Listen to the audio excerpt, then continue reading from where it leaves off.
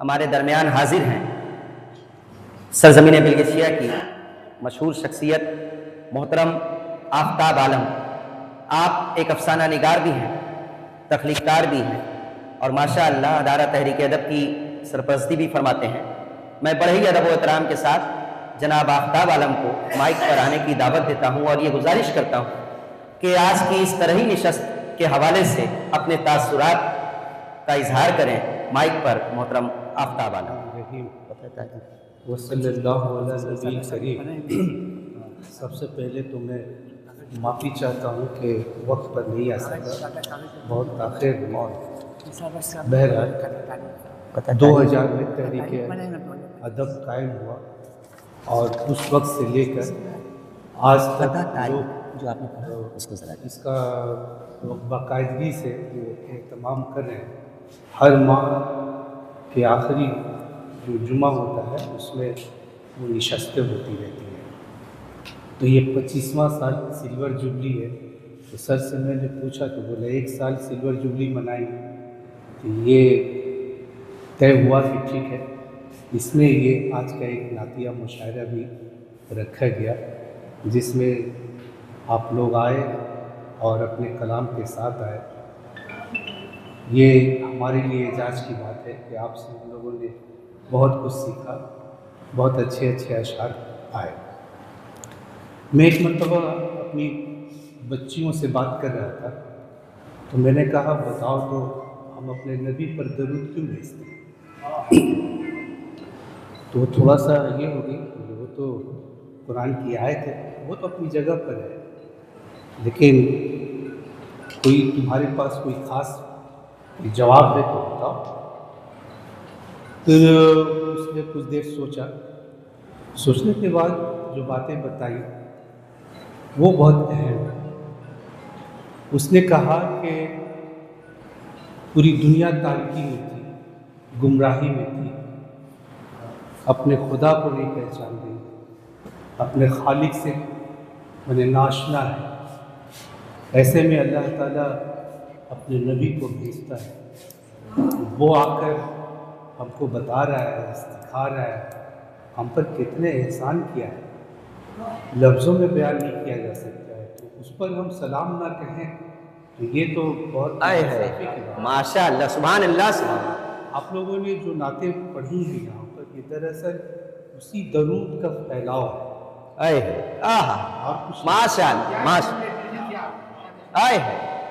قرآن میں جو نبی صلی اللہ علیہ وسلم کے متعلق جو باتیں آئی ہیں بہت ساری جگہوں پہ آئی ہیں، پورا قرآن کو انہی پہ اترا ہے، لیکن سورہ جمعہ میں یہ آیت نمبر 2 ہے جس کا تذکرہ اکثر علماء اور جو ائمہ ہیں وہ خطاب کرتے رہتے ہیں۔ میں وہ آپ کے سامنے پڑھتا ہوں کہ دیکھیے اللہ تعالیٰ اپنے نبی سے متعلق کیا کہہ رہے ہیں، اس کے بعد میں تھوڑی سی 1-2 بات کہوں گا۔ آیت ہے کہ هو الذی بعث فی الامین رسولا منہم یتلو علیہم آیاتہ ویزکیہم ویعلمہم الکتاب والحکمہ وإن كانوا من قبل لفی ضلال مبین۔ آیت نمبر 2، اس کا ترجمہ یہ ہوا کہ وہی ہے، وہی سے مراد خدا، وہی ہے جس نے امیوں کے اندر، یہ امی کا جو لفظ ہے عام طور پر لوگ ان پڑھ کرتے ہیں، لیکن وہ اس کو اس طرح سے سمجھے کہ ایک آدمی جو زندگی سے ناآشنا ہے، اس کو پتہ ہی نہیں ہے کہ زندگی کیسے گزاری جائے، وہ اس زمین پر کیوں آیا ہے، کیوں پیدا ہوا ہے، وہ مقصد ہی نہیں جانتا ہے، اپنے پیدائش کا وہ مقصد ہی بھول گیا ہے۔ امی، اب اس کو جوڑ لیجیے، ان پڑھ سے مراد یہ نہیں ہے کہ وہ کچھ لکھ رہا پڑھ رہا ہے، وہ نہیں۔ امی ایسا آدمی جو نابلد ہے، جو سچائی سے واقف ہی نہیں ہے، ایسے میں امیوں کے اندر ایک رسول انہی میں سے اٹھاتا ہے، انہی میں سے اٹھایا، وہ ان کو، اب رسول کا کام بتایا جا رہا ہے کہ وہ ان کو اس کی آیتیں پڑھ کر سناتا ہے۔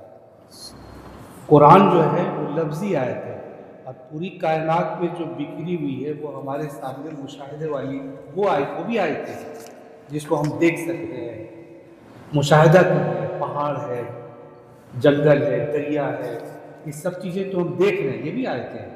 اور اسی چیز کو لفظوں میں جو بیان کیا گیا، کیونکہ ہم تو دیکھ رہے ہیں لیکن وہ سبق نہیں لے پا رہے ہیں، تو اللہ تعالیٰ کی یہ بڑا احسان ہے کہ اس نے قرآن کو اتار دیا لفظی شکل میں، تو وہ ان کو اس کی آیتیں پڑھ کر سناتا ہے اور ان کو پاک کرتا ہے، تزکیہ کرتا ہے، یعنی اس کے اندر جو فکری میل پیدا ہو گیا وہ اس کو دور کر رہا ہے، اس کے ذہنوں کو صاف کر رہا ہے، اور ان کو کتاب، یہ کتاب قرآن ہے، اور ان کو کتاب اور حکمت کی تعلیم دیتا ہے، اور وہ اس سے پہلی کھلی ہوئی گمراہی میں تھے۔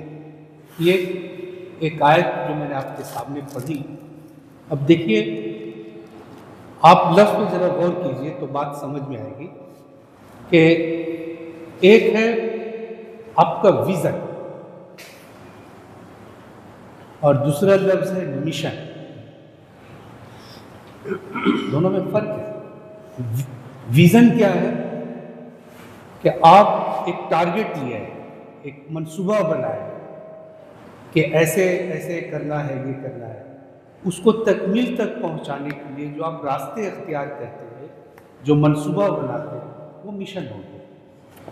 تو اللہ تعالیٰ نے انسان کو پیدا کیا اور اس کو جنت میں رکھا۔ جنت اس کا گھر ہے، جس طرح سے مچھلی کا گھر پانی ہے، شیر کا گھر جنگل ہے، اسی طرح سے انسان کا گھر جو ہے وہ جنت ہے، اس کو جنت میں رکھا گیا۔ ماشاءاللہ۔ لوٹ کر کے اس کو نہیں جانا ہے، اس کو اگر سکون ملے گا تو اسی جنت میں ملے گا۔ وہ دنیا میں لاکھ اس کو آشائش اور آرام دے دیا جائے، اس کو سکون نہیں آئے گا، وہ بے چین ہو جائے گا، پریشان ہو جائے گا، اوب جائے گا۔ یعنی سکون جو ہے اس کی تلاش میں لوگوں نے وہ ٹھاٹ باٹ چھوڑ دیا، محل چھوڑ دیا، بادشاہت چھوڑ دیا۔ آپ کو واقعہ معلوم ہے، میں وہ دہرانا نہیں چاہتا ہوں، لیکن جس طرح سے مچھلی کو آپ پانی سے نکال دیجیے گا تو تڑپے گی، اس کے بعد پھر اس کو پانی میں ڈال دیجیے گا تو سکون ملے گا، وہ آرام اس کو مل جائے گا۔ اسی طرح سے انسان کو اللہ تعالیٰ نے اس زمین پر بھیجا، وہ بھی ٹیسٹ کے لیے، اور پھر اس کو جانچا جا رہا ہے بھوک سے، کچھ دے کر کچھ چھین کر، ساری چیزوں سے آزمایا جا رہا ہے، تاکہ جب یہ مرنے کے بعد میرے پاس لوٹے گا تو میں اس کو جنت میں پھر دوبارہ بسا سکوں۔ یہ اللہ تعالیٰ کا ویژن ہے۔ اب اس ویژن کو دیکھیے کیسا مشن نبی کو دیا گیا ہے کہ میرا بندہ تو غافل ہو گیا، جا کر دنیا میں غفلت میں پڑ گیا ہے، وہ کہ ایسی زندگی گزار رہا ہے جو اس کو جنت سے دور کر دے گا۔ جاؤ اس کو سمجھاؤ، اس کو بتاؤ، اس کی تربیت کرو، اس کا تزکیہ کرو۔ اور نبی آ کر کر رہے ہیں 40 سال انہوں نے زندگی مکہ میں گزاری، لوگوں کے سامنے رہے، ان کا اخلاق، ان کی بات چیت، ان کا طور طریقہ، ماشاءاللہ، سبحان اللہ، سبحان اللہ۔ لیکن آئے ہے اسی نبی کے وہ سارے لوگ مخالف ہو جاتے ہیں جب ان کو ذمہ داری دی رہی کہ اب اٹھو اور بلاؤ ان لوگوں کو، اور بلا کر جب ان کو پیغام دے رہے ہیں نبی صلی اللہ علیہ وسلم، تو وہی لوگ جو ان کو مانتے تھے، جانتے تھے، پیار کرتے تھے، ان کے دشمن ہو گئے۔ یہاں تک نوبت آ گئی کہ ان کو 13 سال بعد مکہ چھوڑ دینا پڑا، ہجرت کر کے وہ مدینہ گئے۔ آئے مشن کو پورا کرنا تھا۔ مشن کیا تھا؟ اللہ تعالیٰ نے کہا کہ جاؤ میرے بندوں کو خدا رخی زندگی والا بناؤ، اس کو توحید کا پیغام دو۔ وہ بھول گیا، اس سے غافل ہو گیا ہے۔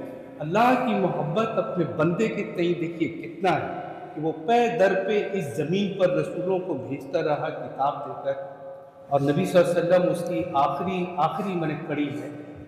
اس کے بعد کیا ہوا کہ پہلے کی کتابیں تو وہ محفوظ نہیں رہی، اللہ تعالیٰ نے قرآن کو محفوظ کر دیا، لوگ چاہ کر اس کو نہیں بدل سکتے، محفوظ ہو گیا۔